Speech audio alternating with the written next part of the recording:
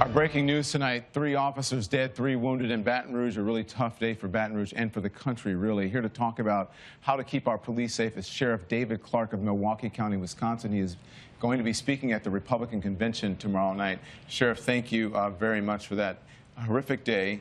I spoke to the heads of the Sheriff Department, the Police Department, and the state police down there, and they told us how their hearts were reeling. Their message is peace and coming together in the country. What's your message? You don't believe that for 1 minute, do you? That their message is? Yeah. That's what they said to me. Okay. Yeah, I believe them. Of course Any protests over the deaths of these cops today in Baton Rouge? I don't know that. I don't know that. Any riots or protests over the police officers in Dallas, Texas? What are you asking? It's a pretty simple question. I asked you what's your message to the people. Their message is one of peace. What is your message? My message has been clear from day one 2 years ago. This anti-cop sentiment from this hateful ideology called Black Lives Matter has fueled this rage against the American police officer. I predicted this 2 years ago. So what I want to know, okay, Sheriff. Do I want to know? With all due respect, do you know that this was because of that? Do we yes, I do. As a law enforcement officer? I've been watching this for 2 years. I predicted this. Yeah. This anti-police rhetoric sweeping the country has turned out some hateful things inside of people that are now playing themselves out on the American police officer. I want to know, with all of the black-on-black violence in the United States of America, by the way, when the tragedies happened in Louisiana and Minnesota, do you know that 21 black people were murdered across the United States? Was there any reporting on that? There was a black officer who was killed today. But was there any reporting on that? Sheriff, please, let's just keep the volume down here.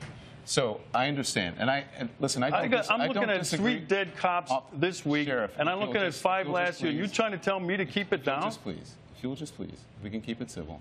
So, because the message to people at home, I'm sure you want, is one of civility. I wish, Don, I wish you had that message of civility have a conversation toward this hateful ideology, these purveyors of hate. You don't know what my message is. That's what I want to say to you is, these people preach vile and virtue in the name of hate. We're going to go to break, and we'll be right back.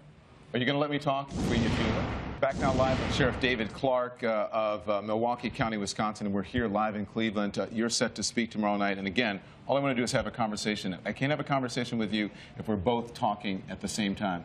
What it sounds like to me is that you're accusing me of violence and supporting a narrative that I'm not necessarily in support of. And if that's what you're accusing me of violence, then you can leave. That's not true. I don't support violence of any type against police officers, against anyone. So if you're accusing me of that, then you're welcome to leave. But if you want to have a conversation, I am more than willing to welcome a conversation with you. I don't disagree with you about there's a narrative across the country that could be harming police officers. But we don't know right now, as someone who's in law enforcement, if that was the actual cause of it. Go ahead. Let me ask you this. Do we know that generally the American law enforcement officers are racist? Do we know this? Go on. I ask a question. Do I know American general law enforcement are racist? Yeah. I don't think anyone is accusing. If you're insinuating that people are accusing or saying that law enforcement across this country as a whole are racist, then your assumption is wrong. First of all, this whole anti-police rhetoric is based on a lie. There is no data, and you know this. There is no data, there is no research that proves any of that nonsense. None. You'd have to be more specific about what data and what nonsense you're talking about. That law enforcement officers treat black males different than white males in policing in these urban centers. There is data that supports There is not data. No. The president spoke about it. Cedric Alexander, who is a law enforcement officer. The president has been lying about it. He said it again the other day when he said black males are 2 times more likely to be shot by a law enforcement officer than white males. Don, that is a lie. That is not a lie. It is a lie. Yes, show me. The research show me. The research show that we have from the Washington Post, that The Washington facilitated a Post study. debunked There's that nonsense. There's also research. He also said Sheriff, this time. There's also research He from continues. a Harvard professor that also showed that black people are treated more aggressively by police officers. No, you are than other wrong in your interpretation of that Harvard study, because I read the study. That's not what he said. He said he was surprised to find that in shootings of the most severe in shootings, that he found no evidence that there was a difference. Also, it should be noted that that study was a very small sampling of police departments across the country. Many people did not find it credible, but it is also interesting that in that research, he found that blacks were treated differently when it came to aggressive policing, but for the most egregious shootings, he found no difference. That's what that study showed. Well, based on what? Just generally? Are we talking about high crime areas? Are we talking about police officers being under attack? Because let's go back to where this whole thing started in Ferguson, Missouri. The lie was hands up, don't shoot. Lumping a whole bunch of things into one. If we can do one specific That's thing where this whole phony movement started. It started out as hands up, don't shoot. You're talking about Black Lives Matter. Right. Okay. So if you want to, you would need to speak to someone who is a member of Black Lives Matter about whether they have perpetrated a fraud on the American people. That's up to Black Lives Matter. That's not me. I'm neither a member of Black Lives Matter, I'm neither a supporter or someone who doesn't support them. I simply report on Black Lives Matter. Do you condemn the anti-police rhetoric coming from this hateful ideology? As a journalist sitting here on television, I don't have to condemn anyone, anything. That is something that you should ask. Other people around the country, I condemn their jobs to condemn just that. like I condemn the hateful ideology out of groups like the KKK. All right? I condemn it. There is no place in American discourse for that sort of vile, vitriolic hate coming out of this ideology.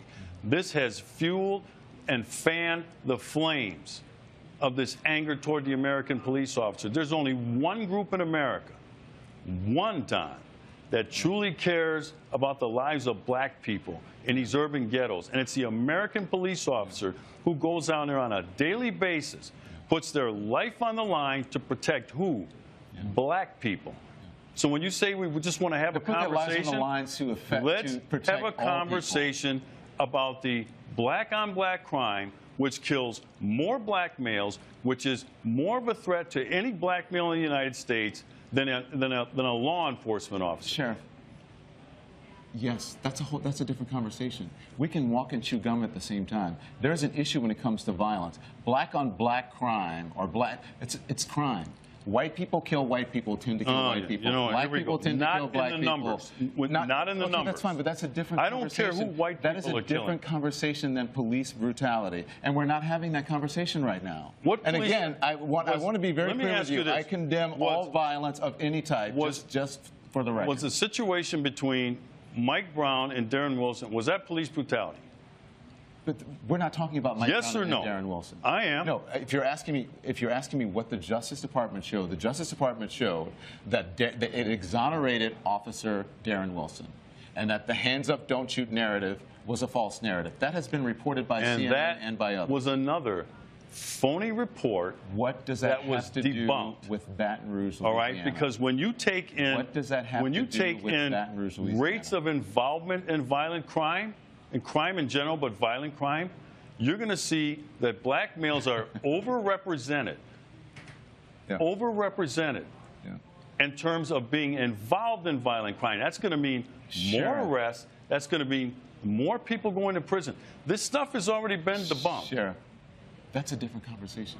Every time you don't have a response to something I say, you say it's a different conversation. I don't have a response to you. Is that we're having two different conversations. I'm asking the questions here. You're answering the questions by asking questions about some other subject that we're not discussing. We're talking about this hateful ideology called Black Lives Matter. You said you're not a member. You can't be a member. It's not an organization. There's no structure. That's what you're talking about. Listen, I understand, and it is a hateful ideology. I understand it's a very stressful time for you.